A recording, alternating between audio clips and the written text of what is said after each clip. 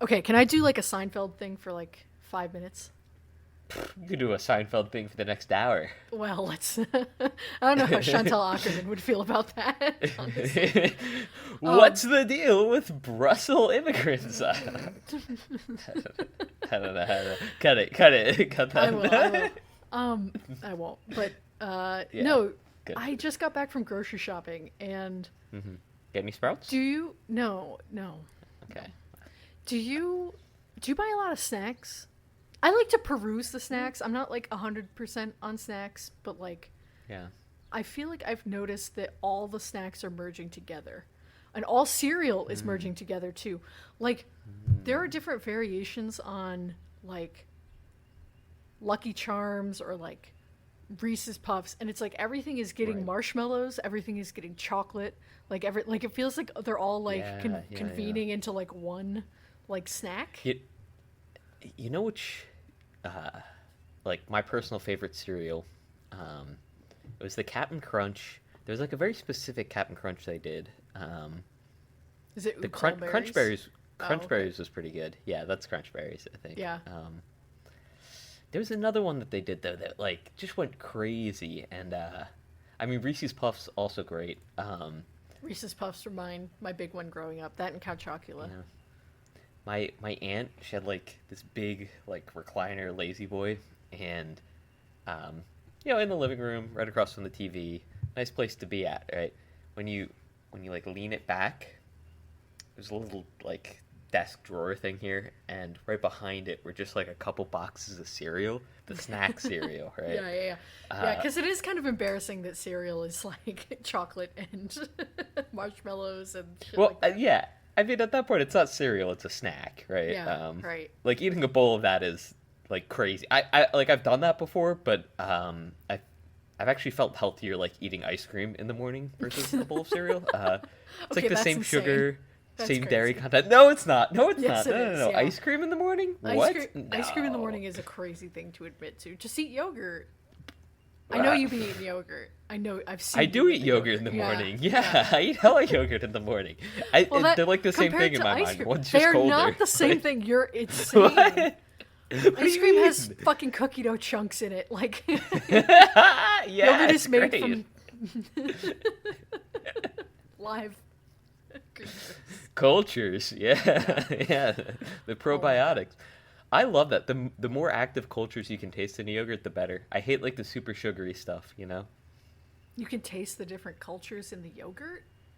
Yeah. Oh yeah. Yeah. Yeah. I could like Uh, identify a probiotic if you gave me like different probiotics. I Fuck could off. tell you what they are. I'm not joking. What do you mean? Give me Not some only- acidophilus right now. Hey, bachelorettes out there! Not only is he the leading Bobby Darin expert, he's also able to blind identify probiotics based on taste alone. You're fucking crazy. God. No, okay. I actually I'm just not. took. It's true. I just took a A blind probiotic taste test. How'd you yeah, do? flunked the whole way down. They kicked me Don't out. worry. You can They said I learn. actually did worse than Work just on it. 50-50. Yeah. Like you were intentionally choosing wrong. No, I just took a food sensitivity test, like the kind that like you put a blood sample in and they tell you like what you have an immune response to, and they Oh, that's read pretty cool. You're in a they- database now. that's fine. They massacred me. They Sheesh. told me like no yogurt, no soy, no eggs, no gluten, no dairy. Like fuck you, basically. I'm allowed to eat salmon and like rice. That's not bad. Salmon's. And Oh, those are spinach. pretty good. They're good things, but it's like, what else am I supposed to? I can't eat poke Oh. bowls every night of my life. You know what I mean? You lost. Did you lose soy as well? I did. Yeah, it said You soy. lose soy as well. So you can't do Yeah. soy sauce then. Yeah, that's Yeah. kind Yeah, of. I don't know, but they're like nothing fermented. It's like, ugh. yeah. It's crazy. Almonds were in there. It was, How but much of then that do you think is just like bullshit? Because like, Oh, probably how most much of it, have you been almost affected certainly. by these foods? Right? Yeah. well, I've had. That's the thing is like over the last 6 or so months, I have felt changes in my body, and I'm like, is this a lupus thing? Like, am I like Ooh, learning it these could things? also be, it's Yeah. like Saturn. It's around that time. I'm gonna throw my keyboard at you. Did you hear gonna about break the my solar own laptop. flares? I did hear about the solar flares. Yeah. I didn't see shit Cool though because stuff. it's Neither fucking did I. cloudy Yeah, as it's hell fucking in cloudy. Pennsylvania. Yeah. Whoa, Doxarito. I literally said the address of the hotel I was staying at last week. I invited people Alright, to come sorry. sniff the seat I was sitting in. Like, Yeah. wait, okay. Last order of business here before. Whoa, it's weird that like immediately after that you're like, "Oh, I've got like a funny story here." Like, Well, I'm just speaking thinking- of which, I'm thinking of our listeners, and since we're doing a good for you, listener-induced because episode, I here, never think of our listeners. Sorry.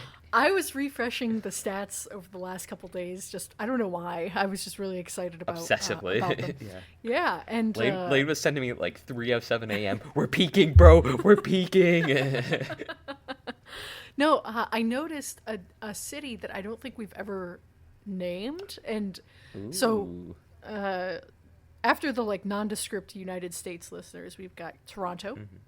We've Shout got out Toronto. the city that I live in, and also shout out Asher and any of Asher's friends that she might have recommended to listen to this podcast. Shout out Asher. Shout out Asher and Asher friends. We got Brussels. Shout Shout out out Brussels. Brussels. And then Ashburn, Virginia is our next most listened to. Now Toronto blows all these people out of the water. Toronto is like Right. like Toronto Tim, That's our hub. and- that's where we're from. Acre, yeah. Joe, Toronto Tim. Shout out. any other Torontonians, the I Tonys. heard Joe. Shout out. The Yeah, Tonys. Acre, yeah, the Tonys. But Ashburn, Virginia. I don't have any friends, I think, in Ashburn. Do you? I can't think of anybody we know. No. It's been a while just- since I felt my Ashburn. All right, this is We Want to Watch. My name's Lane. My name's Ricky. What is the premise of our show? Oh, that's kind of a tough one. I feel like our mission statement evolves with time. Oh yeah, I'm giving a politician-asked response here. I feel like it devolves over time, maybe. I feel like that's a fair assessment. I mean, originally, and I was talking. Are you Sorry, wearing you a give me a suit? weird face. Are you wearing a suit jacket right now? This? What is that? Have I seen that? This? Yeah. You've Ricky seen this has on like before. a brown tweed like golf like coat or sport coat. Oh, okay. It's like more of like a jacket. It's a shacket, maybe. Ricky's posing. He's zipping. I hope the zips are not pulling up into the mic. I'm not. Actually, I can. It's a good You know look. what? I can see some of them. I can see some of the zips going off. Great, cool. I will not edit those Yeah. out later. Good. That's necessary for the listeners. Yeah. I don't know. It's light, but not too light, right? It's a nice light jacket, which I think is perfect for the weather currently in Pennsylvania, where we are, since we're doxing ourselves. You don't have to. I just said Pennsylvania was where I was from. So, where I live. Not from. I It's do not over. claim this state. Yeah. It's overlay. Don't even worry It's about so it. over. I'm from Pennsylvania, and I will proudly claim that I am from Pennsylvania, near the That's Philadelphia fucked up. area. The Philadelphia suburbs is We can't- how I would describe it. Do not fucking start this. Don't start it. Don't. I'm fucking so serious right now. We have a movie to talk about. This is a movie podcast. We're talking about movies we want to watch. If We you're will listening and you accept didn't us. know that, I don't know why We you're watch here. the movies. We do watch watch the the movies we movies. want to watch. Yep. This week was a Rick's pick, and Hell yeah. Rick picked News from Home from 1976, directed by Chantal Ackerman. I apologize in advance to the Miss Director because I'm probably saying her name wrong. I imagine we're going to say her name incorrectly this whole time, but there's that. Shout out Chantal. Shout her out. Yeah, this was Rick's Shout pick. out, sorry. You picked a good movie. You picked a really good one. Yeah, I liked it. Yeah. Yeah, how'd you stumble upon this? So it was just off of a TikTok. Someone was like, "Hey, I'm gonna watch this cool documentary later," and I looked it up because now whenever I hear like the name of a movie, even if I'm not really familiar with it, or I mean, even especially if I'm not familiar with it, I do try to look it up. So I looked it up right away, and I was like, "Oh shit, it's from a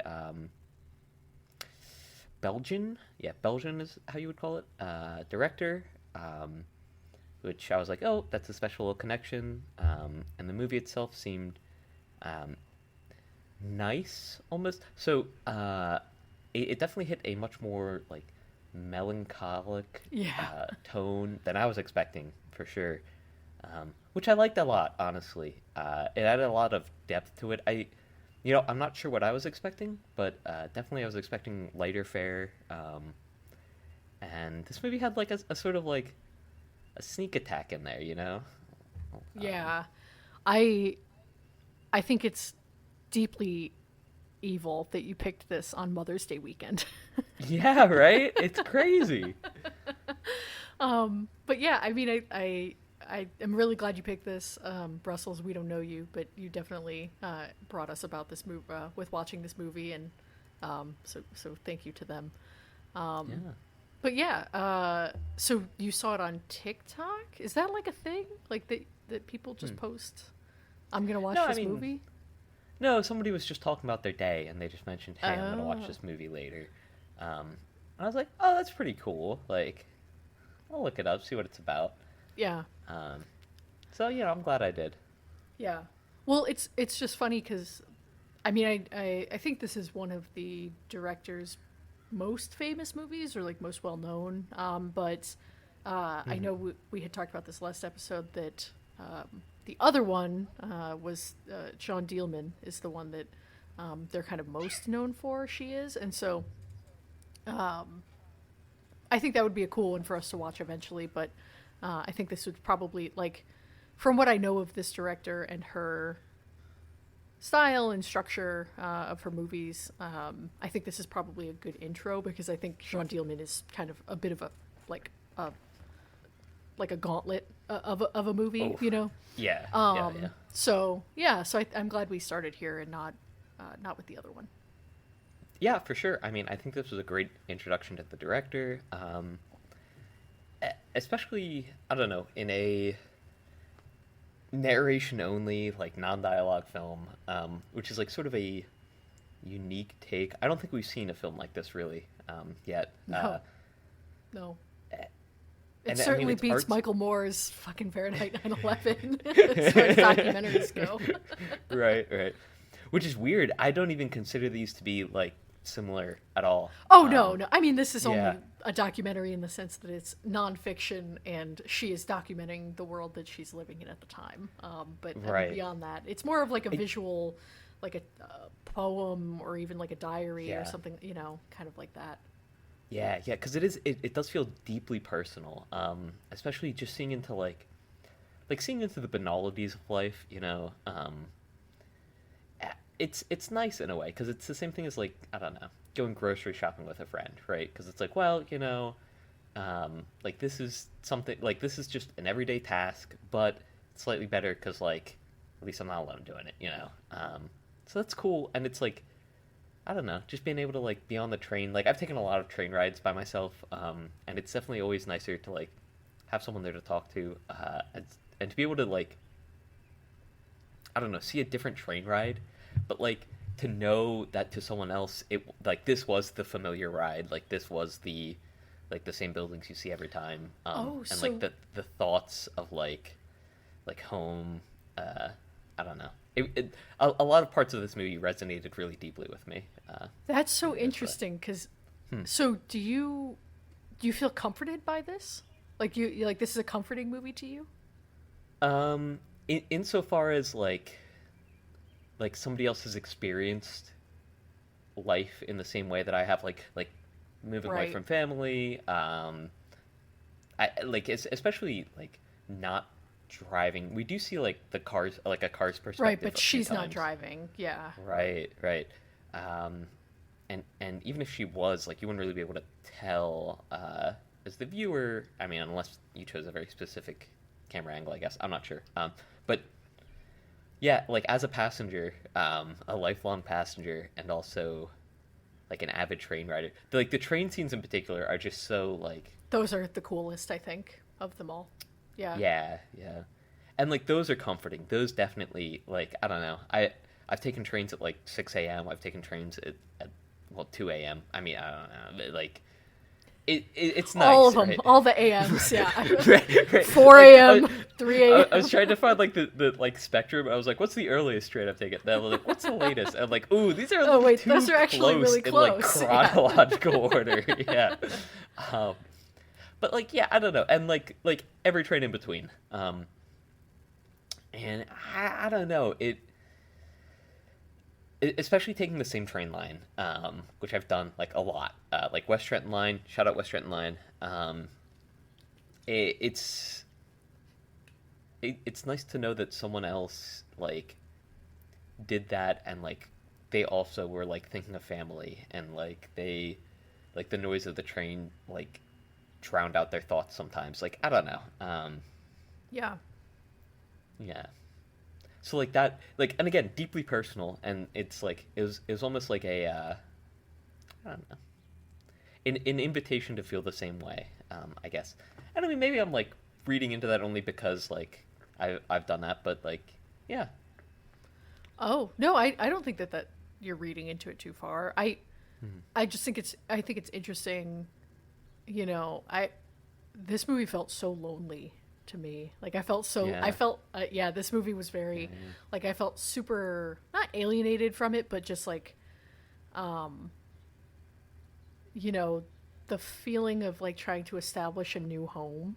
You know, you can kind of pick up on that from the way the camera kind of begins to move after a certain amount of time. Like there's actually more scenes where the camera is moving during them instead of just like static shots of a building or a train or whatever. And you know, kind of watching that process, I don't know, it left me, especially compare like or with the narration like of the letters. Yeah. I feel like it was just a really kind of sad, lonely experience. Oh yeah.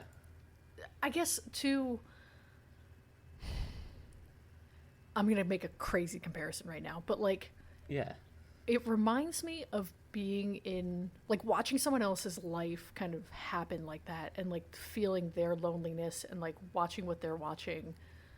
It reminds me of being in a bookstore. Now, this is going to sound insane, but like, I like being in bookstores because I like to go to a bookstore and write or like do something there. I don't like to just like walk around a bookstore or a library even. It actually makes me feel really depressed because I feel like I'm like looking at so many books that I can't read or have not read or like want to read, but no, I won't have time. You know, I have tons of books that I've started and not, you know, finished. And like, I feel like I got the same kind of melancholy feeling of like, there's so many lives happening. Like, what are these buildings? I'll never know what this person's experiencing. Like, this person's having these profound, you know, like first time, like she was 21, I guess, when she made this, which is crazy. Or like when she first moved to New York, at least. And so it's like, you know, those are such formative, important kind of moments, obviously, that she's experiencing. And so to feel kind of the remove of like, I cannot engage. She's not interacting with anybody. And that's the point. Yeah, it was just like deeply felt for me. Oh yeah. And I loved it. I mean, so like the bookstore thing, I feel that. That's why I love bookstores. I don't like that around. feeling at all. I can't stand it. I need to go back to my little projects so that I can feel like I'm accomplishing something for. Lane, I mean, I feel the same way when like stuck in traffic going into Philly or like coming out of it, and like there's just like hundreds of cars, right? And you see all the lights, and you're like, man, and like every person, and it's kind of funny, like because like part of my brain is like the Philly like part of it's like, man, like fuck all these guys, you know, like they're making traffic for me, right? It's like I'm a part of the traffic too. You are the traffic, fuck these assholes. Yeah. Yeah. If everybody else would just not use the roads, I could get to my destination in no time. Yeah. Right. And then like naturally the thought that follows is like, well, I bet everyone else is feeling this way too, you know, and it's like there's a general sort of shared animosity. And then I get sort of fond of that shared animosity, and it's like, well, you know, it's kind of nice that everybody all has these same thoughts, and I wonder where they're going. I wonder what they're doing, you know? Yeah. See, I feel comforted by lights and crowds. Like it's, you know, if this was like a movie of like, people just interacting with like people on the street, or like people's interactions with each other, even if it wasn't somebody from like the film crew interacting with them, like that wouldn't feel bad or like lonely to me. But like the sense of remove Yeah, is what as does an it. observer, right? It's as Yeah. an observer. Yeah. Yeah. I don't know. There's something. I mean, and I think a part of it's also because like, I mean, maybe I am a little lonely as a person, but like, I don't know. It's nice. It's like there's a like I totally get, um, like it's definitely scary, right? But it's nice to be able to enjoy those moments of solitude, right? Sure. And to be able to appreciate like even the people that like share that solitude, even if like you're not interacting with them directly. There was one scene in particular where there's a train car scene, and like in the background, like I think you can see into like two or three train cars, and like it's kind of moving, and like some Yeah. people are sort of like looking at the camera, Yeah. because like it's pretty obvious that like there's a camera there, They're there's someone filming. there, Yeah. Right. but like nobody's like actively hostile. They're just kind of like curious a little bit, Right. and like the train jostles, and they like sort of like look around, and then like they're sort of like like throwing glances at the camera again too, and it's like I don't know, it's nice. There's like a bubble around the viewer almost, which is like Totally. yeah. Yeah. I will say the 35-minute mark or like 30-minute mark, wherever that like prolonged stretch of silence first begins, Yeah. gut punch. Yeah. That's just yeah. Yeah. Like I said, you were trolling to pick this on Mother's Day or Yeah, weekend. right. Well, I don't know. So It's okay. I We can make this a deeply confessional podcast. I was thinking, I was yeah, like, are we this going is to a get into tough it? one. We might. Yeah. This was a hard movie to watch for me at least. So yeah. So I don't know how much you want to say about your relationship with your mother, but for me Yeah. personally, I can also relate to this movie, just in a lot of ways. Like, so my mom always does try to send me money for like Christmas and like my birthday, and it's money that she doesn't have, and it's in some cases money that I've given her, which is like deeply ironic, right? Yeah. Not anymore, but like back when I had to, right? And she's doing well now. Thanks for asking, pod listeners. Sheesh. So, like, hearing the mom constantly be like, "Hey, did you get that $20 that I sent you? I'm Yeah. sending I another sent you some $20." clothes. Yeah. Yeah, Right. yeah. Yeah. I'm enclosing a check. You haven't sent any pictures. It's like it's a lot of Yeah. like it's literally like mirrors stuff that like my mom has like said to me. Yeah. Which I don't know, like maybe that's an indictment, especially in the digital age. Maybe that's an indictment of like me as a person for not being able to follow through No. on those. But I don't know. It's I think it's a normal, like, I think it's a normal thing, right? Like, Right, you grow up right. and you want to leave. Like, I don't think that this, this movie is sad in that way, but, that's a part of life. And I think that kind of struggle of, like, what do parents do and how much contact do you stay in and all of that. Like, I think that's a pretty universal experience. And I don't think you're a bad person for not responding to all of your No, I know. mom's texts and whatnot. Yeah. Yeah, yeah. Well, I was trying to think of like if I was to make a movie shot in the same style, which like would not be. I mean, not that it wouldn't be difficult, right? Because like the emotions conveyed would be very different, and like the text received would also look very different, and like the general emotional landscape of the entire movie would just be like entirely changed. But this feels like a documentary again because like it is so personal. It's like almost like a video diary, right? Yeah. It feels like something that like anyone could really sort of emulate and create the same sort of like emotional like subspace for someone to like experience. Yeah. And it's a great Yeah. movie for that, but it's also like deeply sad and stuff, especially when she talks about like not feeling well and like how she's like has to go out to the countryside and like I don't know, it's stuff that like you want to be there for, like you don't want to have to hear about.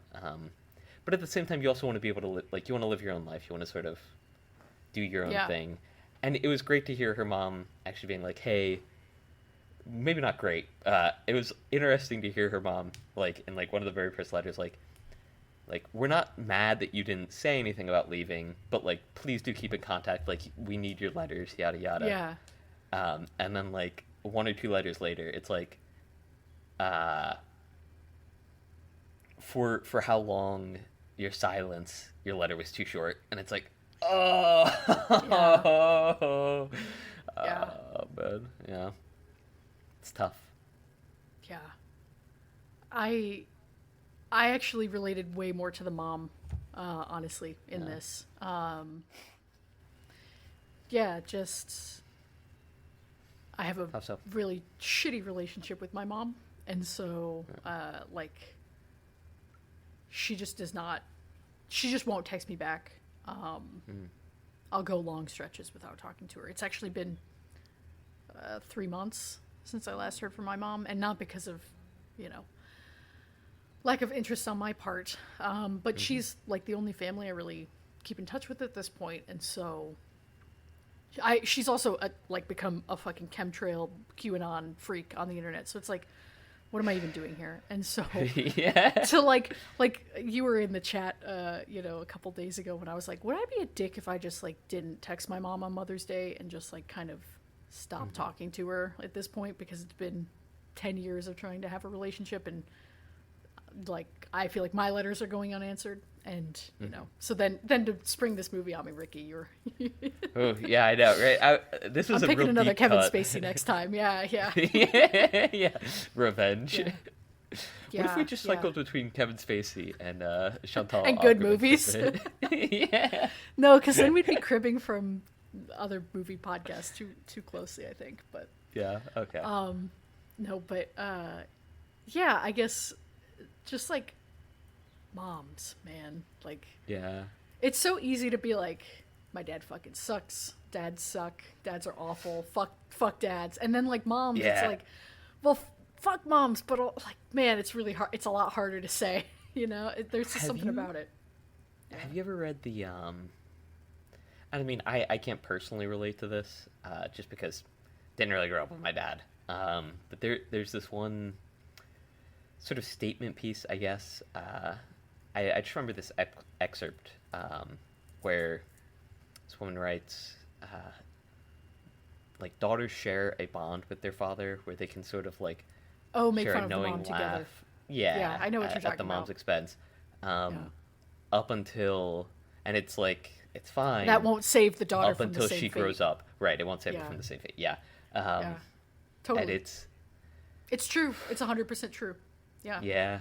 Something this movie, Tough. the loneliness, not only the loneliness of feeling, you know, in a new city and like you're removed and not being able to interact with people necessarily, like all of that even aside, the loneliness of the mom is Yeah. really palpable. Palpable. Yeah. Like, she says, you know, like, your letters are you know, keeping me company, and like your sister's keeping me company now. I'm so bored. Everything's the same every day.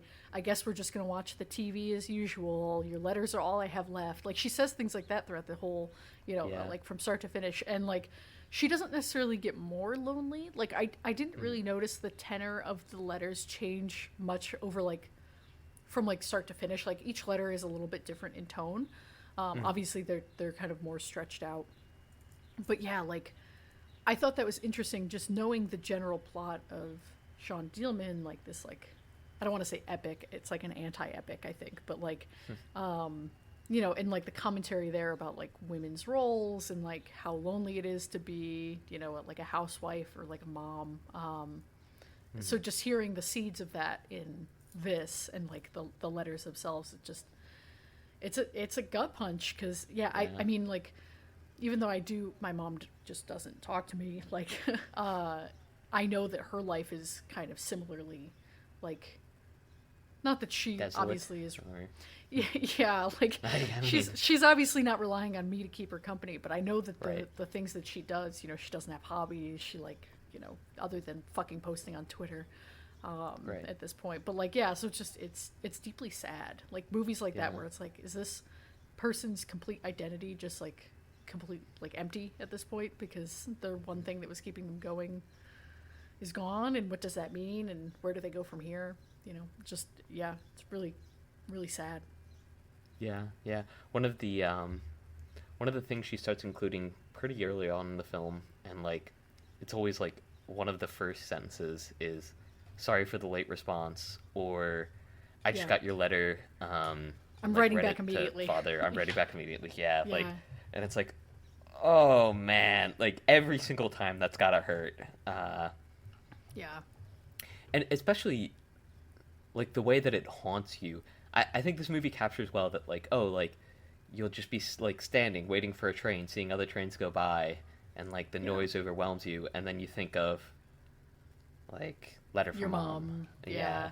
Right. And like, oh shit, like I really gotta text her. I really have to pen a letter to her. Like, oh, Yeah. didn't you want those pictures? Yada yada. Like, Yeah. I don't know. Yeah. Yeah. Yeah. Tough stuff. It really is. This is a great movie. I'm glad we haven't Great really movie, watched yeah. anything of this tenor up to Yeah, this oh, point. yeah. So, yeah. This is, I'll say this is a movie that I'd give like 4.5 or a 5 to. It's just, I don't know, because it's, If you ranked it on Letterboxd, you would have had a concrete True. answer if you started True. using your damn Letterboxd account. because you'd be on that damn letterbox all the time. It's because you do. Let's take it in a slightly less melancholic direction for a moment. So, the outfits. I feel like it's not like people in this movie are like particularly fashionable or like that. It's like obviously these are just people off the street, but Right. it was really kind of a blast to watch people kind of Yeah, just dressed it's in the like 70s. silk shirts and like overalls and like like shit like that. It's really Yeah. cool. Yeah, the facial hair on the men, hairstyles in general. It was really neat and transportive. Yeah, to back to this. If it wasn't so sad, it would be like great, just like ASMR. That sounds so reductive. Like, Yeah. this movie is way more intentional than ASMR.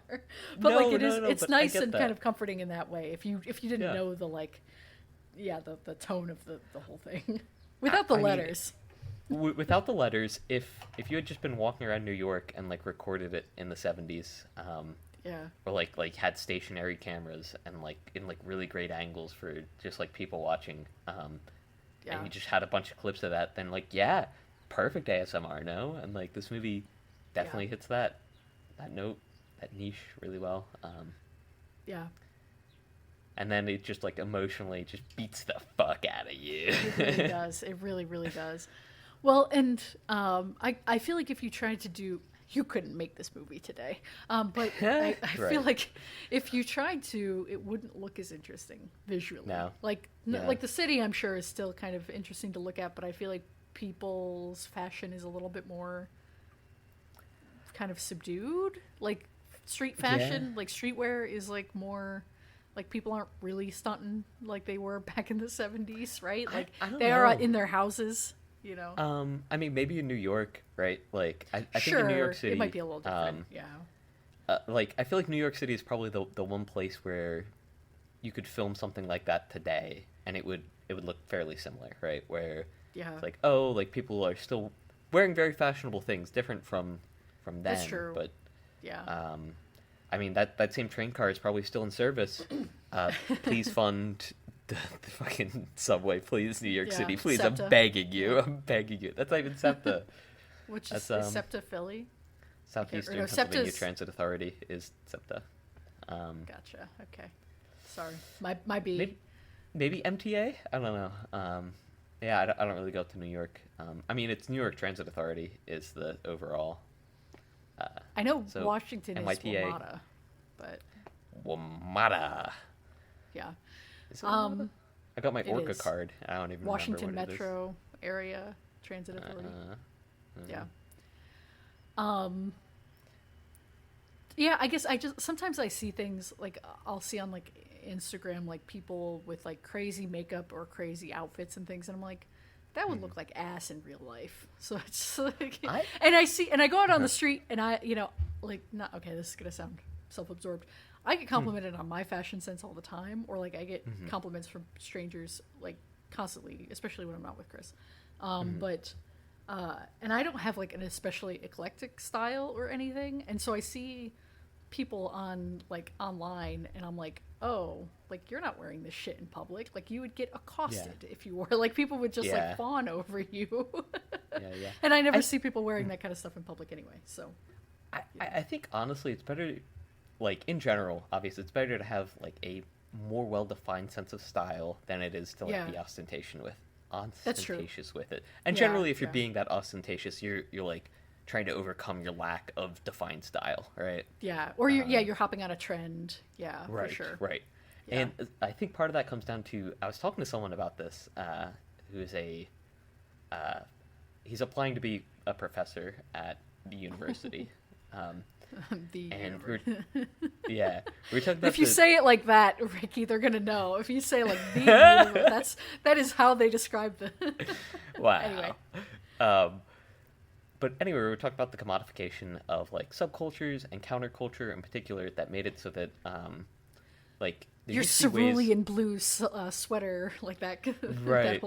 Well, like back during like the 70s and 80s, that there were distinct like subculture movements and countercultural movements which were easy to signal in totally. like public society by like, and especially like it's easy to signal wearing different clothes, right? Yeah. Every time I see a straight man wearing a earring in their right ear, I want to fight them. Like it's the wrong ear. You got to go to the other ear. It's not for you. My left ear's messed up. That's why I only do the right ear. Anyway. Sure. Yeah. Right. When are we gonna crack that egg? So. I am leaving that in. We need evidence that it's okay for you to say faggot. We have to. It's fine. But yeah, so. I think a lot of that has been sort of commodified, especially for like the most recent generation. Totally, 100%. It's all aesthetics, yeah. But it's the problem is they've commodified the signal rather than the status. So now like the status is non-existent because it's only the signal. Right. And so like there are a lot of people who are maybe like emotionally emo or like spiritually emo or goth or whatever, right? Or like punk. And there's no real defined outlets for those. There are, but a lot of them have bought into it. It's like, you sound like you're saying I'm socially liberal but economically conservative. Me personally, I'm socially liberal. I'm socially emo, I'm but all economically for gay goth. marriage. Okay, I never opposed that in 2005. Back when I was fucking 80. Yeah. I'm socially Hot Topic, but economically American Eagle. Like, economically I'm Hollister, but socially I'm Hot Topic. Hollister is very conservative coded in my mind. I don't know why. It is. It's preppy. It's same with American Eagle, Aeropostale, Hollister. I feel like there's a fourth one I can't think of, but Urban Outfitters. No, just kidding. No, I can't think of the one I'm trying to think of. If Lucy were here, she'd be making fun of us. Yeah, all over this. Yeah. she would be. Yeah, she would have named 10 stores in that silence. Should have been like PacSun. They're the libertarians. Yeah, I was thinking of PacSun. Rue 21 is the Green Party. Sorry, go ahead. PacSun is pretty liberal. I don't know. PacSun is like neoliberal coded. I think. Yeah. Specifically. Let's get back to the movie. What are we doing here? Where are we going? Because you were talking about status and outfits. I know. And, Yeah. It is totally interesting to see though. But I think nowadays like there are people who definitely dress interestingly in New York. I don't think that the general population I think that part of that comes down to like internet culture, right? Which sounds weird, but like the culture has shifted. It's all online now. So it's less likely that you find like a group of New Yorkers who are all wearing silk shirts and fucking plaid overalls or something, right? Or a plaid golfer sport coat in their house. Right. Podcast. Yeah. Oh yeah, with a silk lining. Is it silk lined? No. I wasn't looking at the lining of it. This the undershirt is like, it's just like PJs though. It's like, is it a Henley? Is it one of the ones you've worn to Zumba? Yeah. I've never worn these to Zumba. I don't wear I PJs wasn't. to Zumba. You have absolutely worn PJs. To Zumba. I have not worn PJs to Zumba. This is slander. Okay. Never happened. Go on. It's crazy that we've never ended the podcast with a Zumba song. Isn't that nuts? Baila.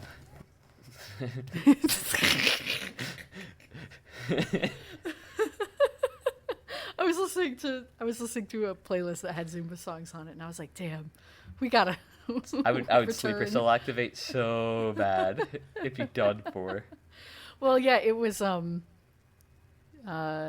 D was the one Whoa, that came on. diggy. Oh, diggy. Are you doing the hand thing too? You gotta do the moves if you're gonna.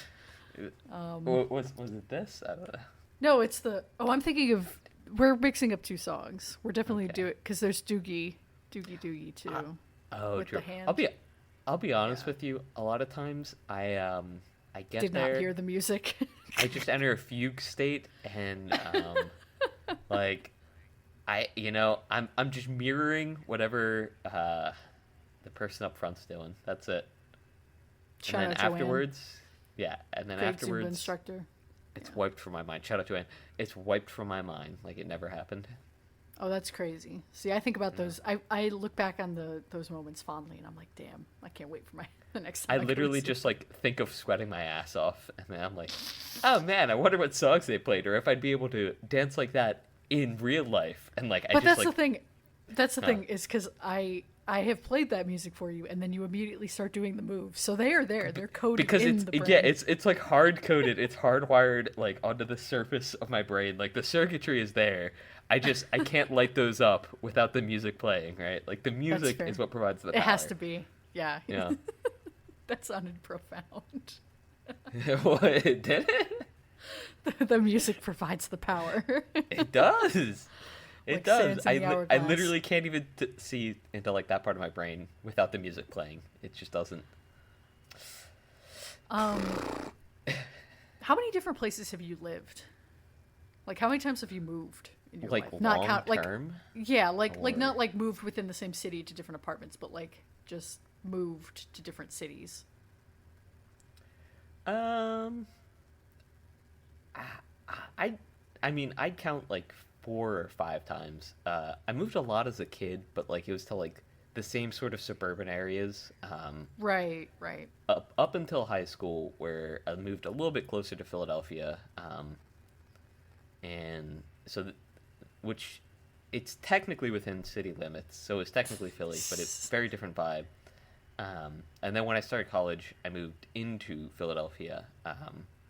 I lived in like different areas in the city, and like that's like so like just so like crazily different from like the suburbs or even like the I don't know anywhere where there's like enough trees. I feel like it's the suburbs.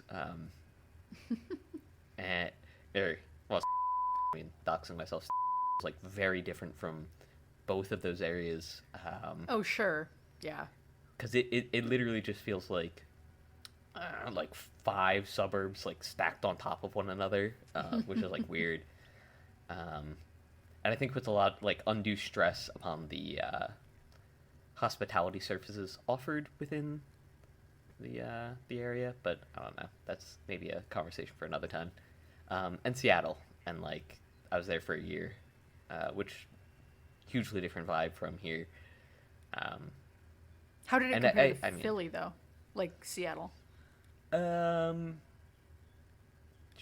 Seattle's like a lot smaller. It's like weird.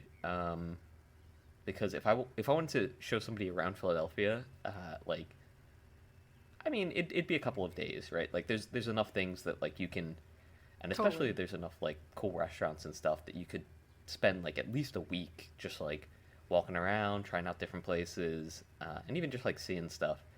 In Seattle, I mean, you have Pike Place Market, which is like the dumb touristy spot that everybody goes to.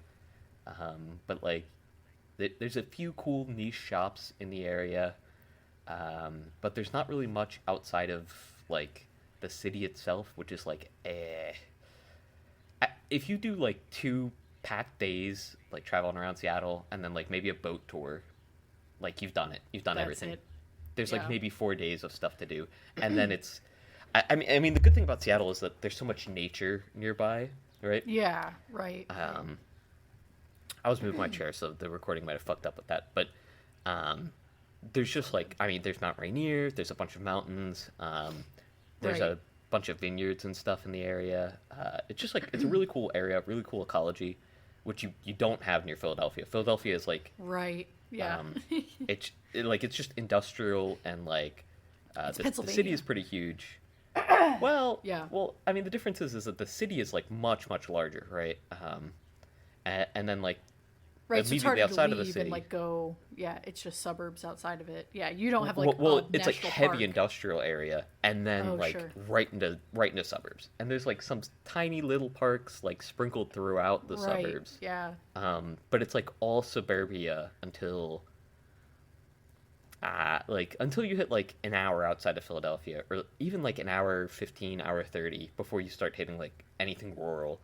And then it's just like Yeah. rural PA, and it's just all rural area. That's Yeah, it. and then it's cows. Yeah. Yeah. And like dilapidated like half towns that used to be really popping, and Yeah. whose populations have just constantly dwindled and who are underfunded, under resourced. Yeah, kind of sucks. I mean, it's hard to.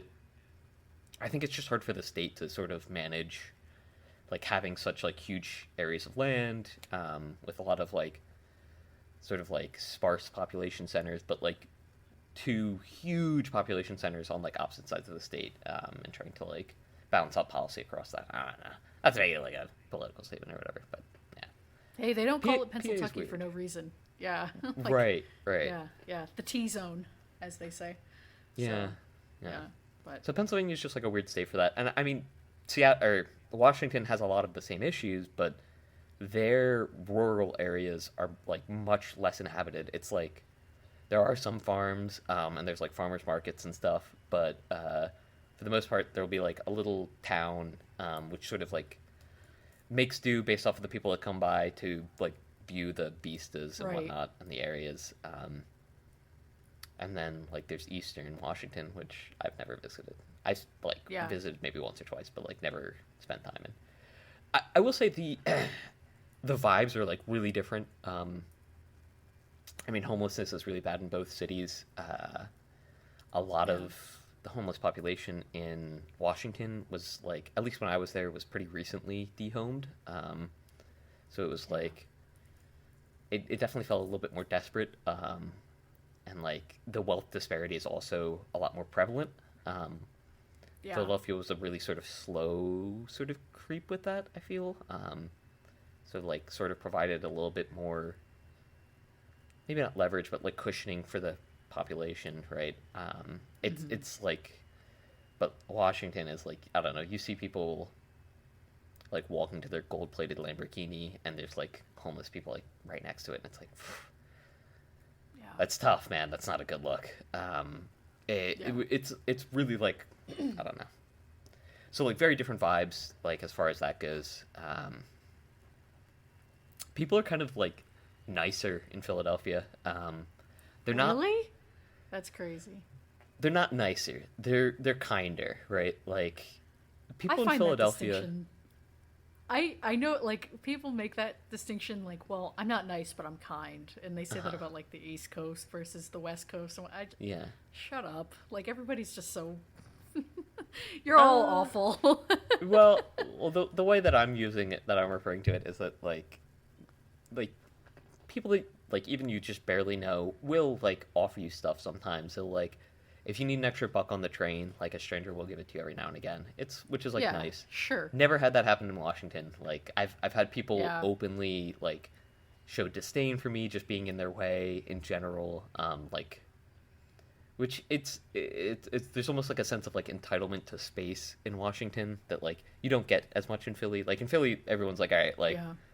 there's a lot of people here. Well, there's whatever. like a bajillion more people in the East Coast than the West Coast. I feel like that's part of why. Like, I feel like just literal Yeah. like amount of people you get used to having Right. less personal space. Right, but like I don't know, even in Washington, it's just like I don't know, the people seem less open just to Sure. like new experiences, to like new people, to like talking to people versus Philadelphia. I mean, maybe that's just the time that I spent there. I felt more comfortable in Philadelphia, more willing to put myself out there, more willing to be accepted in return, which I didn't get on the West Coast. But I mean, I've talked to other people, and they've said that they sort of feel similarly, where the West Coast people might be pretty nice on the surface, but they're not exceedingly kind underneath it. Well, as a Midwestern born and raised, I have to say that this is not an either or conversation. They could just both be both, as opposed to Yeah. having to choose between nice and kind. It's just silly. It's like you could also just be polite. It's fine. Like you could be I polite get and that. also offer people money or whatever. But yeah. Well, I ask about that because this movie. Thank you for detailing your entire life up to this point. Now that'll really make of it course. easy for everybody to dox you. But Ricky Thomas. I Hyphen. you, Sorry. what? Yeah, that's my other last name. You have two last names? Yeah, it's the hyphen at the end. I never include it. That's a serial killer name. Ricky Thomas. Yeah, That's not my name. it's better. Way Yeah. better. I'll cut all that out. Leave it Now all that in. you've doxed yourself, just bleeps all up and down. No, I was asking because the kind of concept of home, right? The title of this movie is News from Home. So like, she's establishing a new home here, and like, what does that mean? And kind of like I said before, with the camera kind of becoming less static, and eventually, toward the end of the movie, you get this nice, beautiful shot on the ferry of like the whole city, which is kind of the first time that you really get to breathe, like where you really feel like you're looking at the city and not just like buildings, if that makes sense. Yeah. Seeing the and forest just- for the trees. Yeah, Right? exactly. Yeah. And so, yeah, just the idea of like, I don't know, when I've moved, I feel like I haven't had that kind of longing for home in the same way. I've only moved a few times in my life. But since I like, after like the first time I moved when I was young, like I feel like I have not had that same kind of feeling of like, man, this city's so alien to me. Like that doesn't hit to me. It's more like, like, well, I guess this is a new strange environment to just acclimate to. I mean, I feel that. I definitely, like, Philly definitely feels like home, right? And, Yeah. So, at least from my first apartment in Seattle, in my second apartment, I was down by the Sound. First apartment, I was still kind of on the Sound, but I could see the Needle, right? And that was, like, sort of comforting to be able to see a large building. Yeah. Just because, like, I don't know, when I came off of like living in like an apartment which was like right in the city, and like I don't know, like you get used to hearing like the noises of the city, and they get like really comforting, and so it's kind of weird moving away from that. Oh yeah, back to the fucking rural outskirts of PA where it's Yeah, like quiet as hell. Yeah, and there's like nothing at night. it was Yeah. really different from that. And then like I mean, Seattle is also like wildly different from that. Yeah. It's just weird. Like all of them are so weird. And like I found myself like trying to like hang out around Seattle in the same ways that I would around Philly. And I mean there were fun events, and there were a few cool shops up there. But like, and a few cool restaurants. I mean it's not bad. It's cool. Right. But like it was a cool place to live, but not home. Yeah. right. And I think a part of that, at least for me, is that it was just too small, right? Where like, I don't know. It also, their like rail system is not as good as Philadelphia's. I mean, SEPTA really does do a good job. I always kind of took it for granted, especially when it was late or like they canceled trains or whatever, which I do all the time. Pain in my fucking ass, SEPTA. But they do a surprisingly good job, especially compared to like Seattle's train line is just north and south, right? It doesn't really go anywhere else. And they have some bus lines that go east and west, but it's not like perfect. Um, so I don't know. Good on Philly for having actually like really nice train and bus services, like surprisingly good. So this is We Mean a Want to lot Move to to me. Philly, the podcast. Wow. Now that you've done your tight 10 on And the Philadelphia. suburbs. Yeah. I think it just adds, at least for me, to the melancholic feeling of this whole movie is like, yeah, I feel like I haven't felt at home in a long ass time. Like even when I was in Dallas most recently, like I missed, like Christopher, I missed my cats. I didn't even really miss my bed. Like, I don't know. It just, like, this hotel bed's way better than my actual bed. So, I don't know. It just doesn't, I don't feel the same comfort from a location in the same way, I guess. Oh, no. Like, there are places I like, but, I wouldn't call them home. There's like, so... I could also just have a deeply fucking, like, traumatic childhood. I don't think we might be coming out. Yeah. No. I mean, at least for me, there's like certain almost like patterns or just like there's like aspects of an environment that I get like really acclimated to. So like you've talked about, not to dox you, you talked about that sign across the street. Oh Like, yeah, the one that the university that's like neon green. Yeah. Yeah, 100% that would grow on me. It'd get to a point where I'd be like, man, I need like a fucking neon green nightlight or something. Like I need that light again. Like I need it back. Well, the thing that feels the most comforting here is like behind me. There's a bunch of high rises. I live in a kind of a high rise, not really, I don't know, like 20 stories or something. But I do appreciate the seeing people's lights on at all hours of the night. Yeah, Like yeah, in the the building behind me where I'll look up and it'll you can see there's somebody with their like fucking Twitch streamer, like purple like LEDs or whatever on. It's cool. Yeah. It's not that is They're like comforting touches to me, of but humanity. I can yeah. see that anywhere. Yeah. I mean, or, like, the you can see it train. anywhere. Yeah, but that's the thing. You can find these things anywhere, but it's because they remind you of home that it's like comforting, right? At least to me, right? I guess. Yeah. Like that's a part of what like contributes to like being in Philadelphia is like having like the noises of the city and stuff. And so like one of the things I really liked about working at was You're making this a bleep fest. This is going to be the bleepiest episode we've ever had. You can leave it in, honestly. It's not a big deal. No, we have avoided doxing you up to this point. We can't start now. Wow, fuck it. We do it on the Mother's Day episode. We spill it all. This is the tell-all app. Yeah.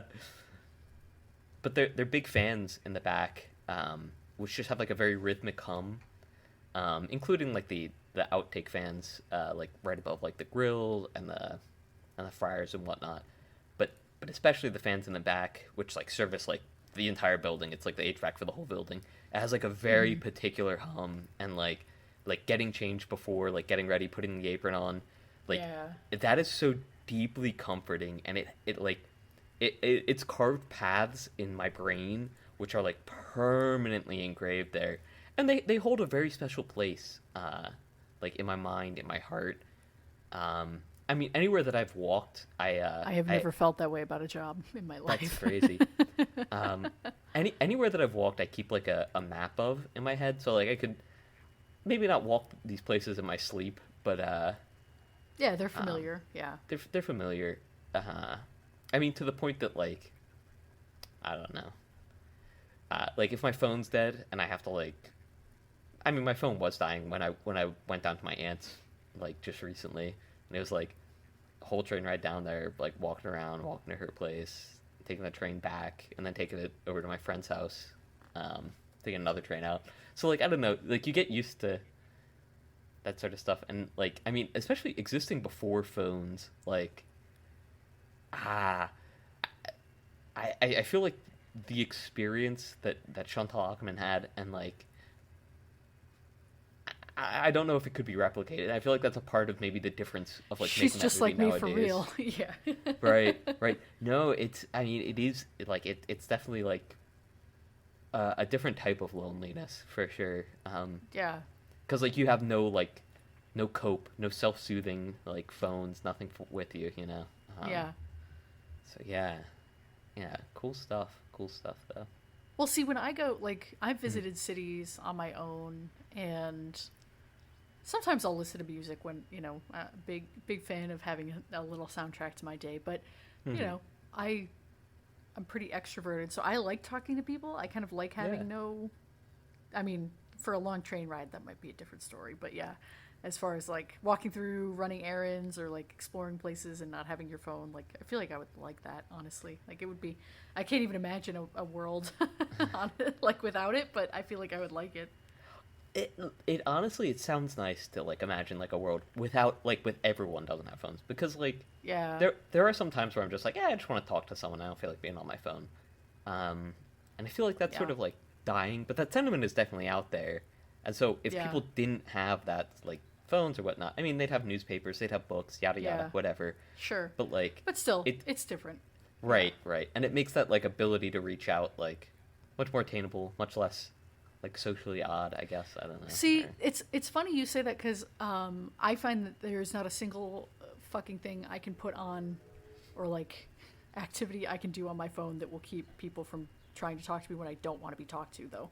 Like it's like I experience the opposite as well. Like and it's different, when men are hitting on you. Like it's a different experience, because like I'll be sitting in the coffee shop or like outside of it, headphones on, clearly talking to someone on a meeting at work, like on my laptop, and people will still come up to me and like try and strike up a conversation. I'm like, I am like, I have headphones, like big headphones. Like I'm not just wearing my like earbuds either, well, so it's, Lane, I mean, I'm AMAB. All men are bastards. Cutting that. Yeah, come on! That was a good one. It was something. Yeah. Wow. All men are boundaryless, I guess. I mean, I don't know. True. I don't know. I was going for an ACAB / AMAB. I got you. Yeah, okay. Wow. I got you. Yeah, assigned cop at birth. I did a little kick the ground there. Yeah. But yeah, no, I mean, it is definitely like a different experience. Yeah. I feel, at least personally, I'm never going to interrupt someone, even if they like. The only times that I like try to talk to someone is if they like, if they're sitting next to me and I feel like it, right? Yeah. Which is like kind of 50-50. Like, just depends on the day. And I try to pick up the vibe. Like if the person doesn't want to talk, I'm not going to talk, right? But, Right. And that's like, sometimes you can kind of communicate that by being polite and being like, yep, and like not saying anything else if they try to strike up a conversation. Sometimes people just don't. They don't care. They'll just talk right over. Yeah. They'll just or interrogate you or whatever. And it's funny. It's very different for like a woman than for a man, though, right? Because like totally I don't know. Yeah. I mean, presenting as a male, right? It's like, oh, here we go. We want to egg crack. No, I have an atypical point of view in that I'm not really like, I don't know, in a lot of situations I'm not comfortable asserting myself as like a person, right? As like a person, much less a man. much less a man. Heaven forbid. Wait, should we talk about the bear in the forest versus man in the forest thing? Should we? Yeah. We can bring up that discourse. Yeah, sure. I mean, I'm sure it's old at this point by the time this comes out, but wow. Wow. We don't have, I'm just kidding. It just sounded like that's where you were going. No, but yeah. I don't know. I mean, I feel weird about hitting on people in general. Yeah. But like, especially, and maybe not especially in public, but yeah, I know what you mean. Yeah, because it is. It's like, and a lot of times I just feel weird being in a public space. Right. In public in general. Yeah. Right. But like, people should be able to exist in a public space, and I feel so like baseline uncomfortable in public that like a lot of times I generally assume that other people also feel this baseline uncomfortable in public. And like, there's a very few number of times that I'm like, oh, like I would rather talk to someone than not, especially like while being uncomfortable in public. And it's like, okay, so like, will this help the other person, or like, would it suck to like talk to someone right now? So I don't know. It's sort of... And like, maybe that's just me being neurotic about stuff. I don't know. No, But I mean, I think it's normal to be kind of introverted and like, especially in public, and especially after the last like few years of hell on Earth. Like, I yeah, think that's normal. You know, people got really used to being in their homes, and I don't blame them because outside can be really shitty. yeah, So, but mm, yeah, I don't. I'm like usually neutral to positive on talking to people, unless I'm like actually head down doing something. Like I go, mm-hmm. to coffee shops and write, or like bookstores or whatever, and or like work, and it's like, just leave me alone, unless you have like a very important thing to say to me, or like it's a quick interaction. Like, please do not try to like sit down and have a conversation with me, which happens. Yeah. Yeah. So But I also have just have an approachable face too. right. Like that. I was gonna say I have the dimples. heavy set brows and like Yeah, you do. a Yeah, lot you're of kind times, of like not. right? And like if I'm just sitting, right? Like if especially if I'm thinking, right? Then the brow furrows, and then it's just me like looking like Yeah, angry, you've got like resting Ricky face. Yeah. mhm. Yeah. Because I'm just thinking, uh, and so like people are like generally don't come up to me, I guess. That's I have crazy. I don't know. I have I every could now be and in again a had social people talk to me. experiment, like, those like jokes or like whatever social experiments that are like a picture of a crowd, and it's like, who would you talk to, or like who seems the most friendly, or who's the most, and I feel like I would be the number one ranked, like Yeah. round face, dimples, smiling, glasses, like Glasses. there's just so like if someone needs directions in a convenience store or the airport, like they're gonna come up to me, like it's a guarantee. Mere hours after we recorded this episode, somebody came up to me in the parking lot of the department store I was at and asked me to put their shopping cart away for them. So, just proof of what I'm talking about here.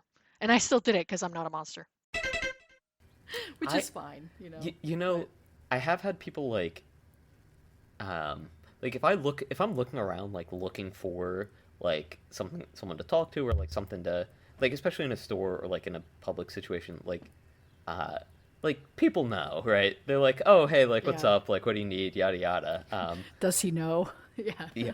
Does he know? Have we lost the plot? We Maybe a have. little bit.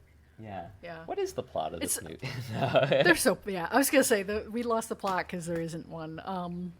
But it's a really good movie. I mean, like it's a very experiential kind of avant-garde deal. If you're Yeah. if you're a listener and you're like, what the fuck is this movie about? Just go watch it. It's short. It's only like 80 minutes. In fact, It's a really good watch. yeah, we're gonna be talking, or this pod will have hit almost the amount of time. The of length. movie. I love when the we do length of the that. movie. That's great. Yeah. Yeah. It's a great film, especially like, I mean, the pod's coming out probably a week after Mother's Day. Yeah, if you want like, a to little like late, just but- examine your relationship with your Yeah. mom. If you've moved to a new place recently. If now is the time to reconcile. If you're in the 70s and you like 70s outfits, or you like 70s outfits. All reasons to watch this movie. All prime reasons to watch this movie. It's Yeah. it's just great. Yeah. I feel like this movie would actually go insane on like shrooms or something, right? That's insane. This movie would break me if I was on Yeah, psychedelics while I yeah, watched right. it. Like Yeah, like no. emotionally. No, yeah. not in a good Oh, way. No, Oh, man. no. That'd be like I'm full ego fragile death right there. emotionally, man. Oh. I don't know. Yeah, I don't You want need- that. you need it every now I've and been again. there, done that. No, you don't need to repeat it. Yeah, you do. Yeah, you do. It's a constant thing. How is he gonna break We'll out of watch- Samsara? We'll watch a movie that ruined my life for like a good 6 months. Hell At some yeah. point on this podcast. Yeah. Let's go. Do you have anything else you want to say about News from Home? I did like, I loved it even, I'll say. Yeah, go watch it. Deeply personal. Awesome movie. Makes me want to move back to Philly. I don't know if I said that. If I did, I'm saying it again. I want to move back to Philly. Like now, like right now. I'm packing. Get up. Do it. Yeah. While Ricky does that. Yeah, no, great movie. I'm sure it's available. I know it was on HBO and Criterion. I think it was. Did you watch it on my HBO account or? Prime Video. Oh, it was on. Okay, with ads, I'm guessing. I had like some Credits. bucks. Yeah, buckos in the bank. So Some buckos. Look at you. oh, yeah. Good. It's because I always do the shipping that I'm like, take your time, like take an extra day, whatever. Yeah. And they're like, have $1. Yeah. Yeah. I And know was what you like, mean. What will I ever spend this on? So it's kind of nice to Um, find a use for it, I guess. Shout out Yeah, Amazon Prime. I hear. No, anti-shout out Amazon Prime. Fuck Anti shout out Prime. Amazon Prime. Brussels, last thing, our Brussels listener, if this was a cliche pick for us to choose in homage to you, then make yourself known. I don't give know us how. something better. Find us on Letterboxd or something. We'll take your recommendation. You earned it. We got to get Toronto Tim on. We too. do got to We get gotta- Toronto Tim on. Yeah, shout out. Shout out. Well, against the vibe of the entire pod today, here's some Diggy D to take you out. Oh, Diggy D! And then, like, you can play it. No? we have Is to it how announce we the wanna end next it? fucking movie. dude. Fuck! Keep it in. I think it's. I'm not keeping it in. I think it's time that we pick something off the Christopher's Listifer. Christopher Listifer? What do you want to take off I of think so. Christopher Listifer? Well, he has maintained from day one that he wants to watch Waterworld with us. I have not seen this Hell yeah. movie. Neither have I. 1995, directed by Kevin Reynolds, not Kevin Costner. I thought this was a movie directed by Kevin Costner and starring, but it is not. Any I don't really know anything to Ryan Reynolds? Reynolds? No. Okay. I don't really know anything about this movie other than it's like sci-fi, the world's underwater, and it's a notoriously like mid flop. So Same. Yeah, that's about what I know. but Christopher really likes it. He's yeah. like really excited to watch it. He thinks there's a lot for us to talk about. I've heard of it. So I feel like that's an important enough. cultural touchstone. Yeah. So Yeah. next week we want to watch Waterworld. Sweet. Oh, a 4W. Have we ever had a W movie? A dub, so to speak? We want to watch I don't think so. This is kind of crazy. I don't think so. Oh my god. It's kind of five. WWW. Yeah, we want to Yeah. watch Waterworld. If we wanna, Should we only watch W movies from Yeah. now on to fit the vibe? Should we completely pivot to a Westworld podcast where we break down every No. episode in depth? Only if we watch the movie first. Okay, Good great. movie. Great. Yeah. And then as we get to season 2 and every episode is horrible and we hate our lives, we can appreciate We can this come decision. back to movies. Yeah. Yeah. Chris says he's trying to get bleeped on next week's episode too, by the way. So just be prepared. He says it's his lifelong dream to be bleeped. Oh, okay. I'm not kidding. This is something he legitimately said. I said that if he can't come up with something better than like or that it's not happening. Oh, okay. I thought he could just mention something doxable, right? He said that too. He was like, if I read my social security number, will you bleep it? And I said no. So I said I would scramble it up. I'd hit it with the remix. But, You're like cutting and pasting them.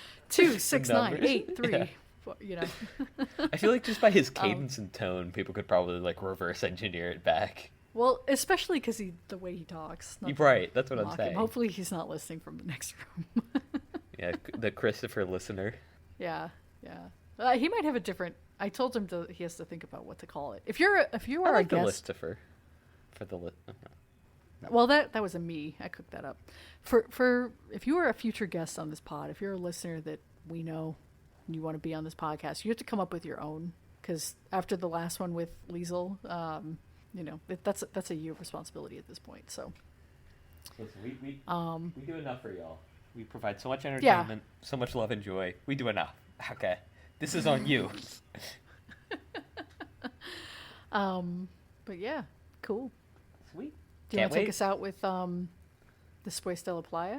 I'm trying to think of like what was the Bad Bunny song? Oh, Titi Mi Pregunto, of course, was the one with the.